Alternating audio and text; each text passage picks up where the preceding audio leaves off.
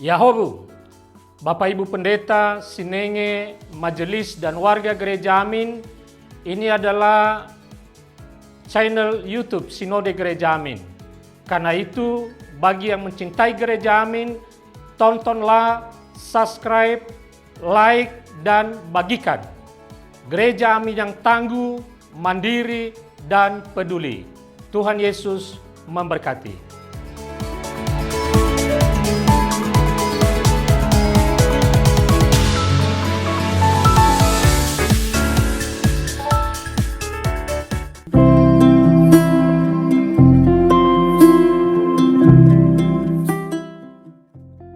Hai Teens, jumpa kembali dalam program TFC. Kali ini kita akan menyimak tulisan dari Pendeta Theodorus yang terdapat dalam buku renungan Teens for Christ. Tema kita hari ini adalah ibadah sosial, berdasarkan dari Yesaya 58 ayat 1 sampai ke 12.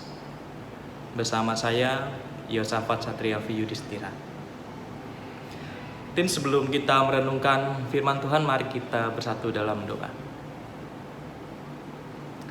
Ya Bapa, kami mengucap syukur atas setiap anugerah-Mu yang boleh kami rasakan dalam kehidupan kami ya Bapa.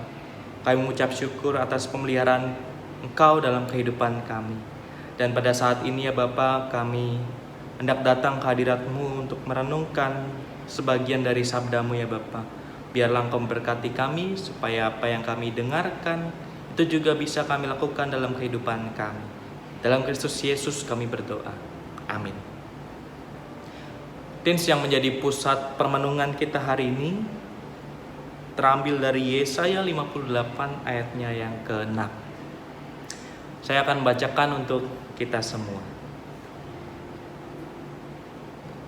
Berpuasa yang ku kehendaki ialah supaya engkau membuka belenggu-belenggu kelaliman dan melepaskan tali-tali kuk. Teens, menurut kamu apa itu ibadah? Ada orang-orang yang menganggap bahwa ibadah adalah kegiatan rohani di gedung gereja, yang isinya membaca Alkitab, mendengarkan khotbah, memuji dan menyembah Tuhan. Ada juga yang memaknai ibadah sebagai sebuah hal yang berkaitan dengan ritual dan kegiatan-kegiatan rohani, seperti berdoa, memberi persembahan, dan berpuasa yang dilakukan untuk memuliakan Tuhan dan menjalin relasi dengannya. Namun ibadah yang sejati itu bukan hanya dalam bentuk ritual dan bukan hanya dalam bentuk kegiatan rohani saja. Ibadah seharusnya juga dilakukan dalam bentuk sosial. Tidak hanya menjalin relasi dengan Tuhan, tetapi juga dengan sesama. Dan umat Israel pada masa Nabi Yesaya juga menganggap ibadah hanya sebagai urusan ritual, hanya urusan rohani saja. Mereka menyembah Tuhan dan melakukan hukum-hukumnya. Mereka rajin beribadah, rajin berdoa, rajin berpuasa, dengan tujuan supaya Tuhan berkenan kepada mereka, atau lebih tepatnya supaya dilihat oleh Tuhan. Namun di sini Tuhan tidak menghendaki ibadah yang demikian. Mereka memang rajin berpuasa dan menyembah Tuhan, tetapi kehidupan sosial mereka buruk. Mereka memberikan persembahan, tetapi tidak peduli kepada orang-orang yang miskin dan lapar. Mereka berpuasa tetapi berkelahi dengan orang lain dan menindas mereka yang kesusahan. Karena itu Tuhan menegur mereka. Ibadah seharusnya berjalan seimbang antara ritual dan sosial. Berpuasa juga berarti peduli kepada yang lemah, memberi makan yang lapar, memberi pakaian kepada yang telanjang, memberi tumpangan kepada yang terlantar. Dengan demikian, terangmu akan merekah seperti fajar.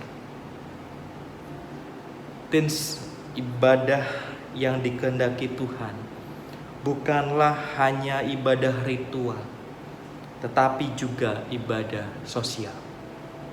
Bukan hanya kita membaca Alkitab, berdoa, berpuasa, dan memberi persembahan, melainkan juga peduli kepada sesama dan berbagi dengan orang yang membutuhkan.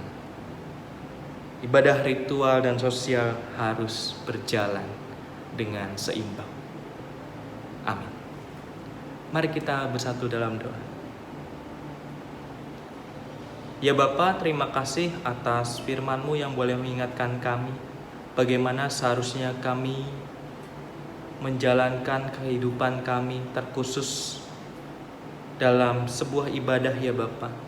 Biarlah ibadah-ibadah yang kami jalani bukan hanya sebatas ibadah ritual, tetapi juga bagaimana kami melakukan ibadah itu dalam kehidupan kami sehari-hari, dalam laku, wujud nyata, tindakan kami ya Bapa. Biarlah Engkau yang terus menolong kami, biarlah kami juga memiliki hati yang penuh kasih, supaya ibadah yang sejati itu bisa kami lakukan dalam kehidupan kami sehari-hari. Terima kasih ya Bapa. Dalam Kristus Yesus kami berdoa. Amin. Demikian renungan kita pada hari ini. Jangan lupa like, subscribe, dan bagikan ke sahabat-sahabat kita. Tuhan Yesus memberkati.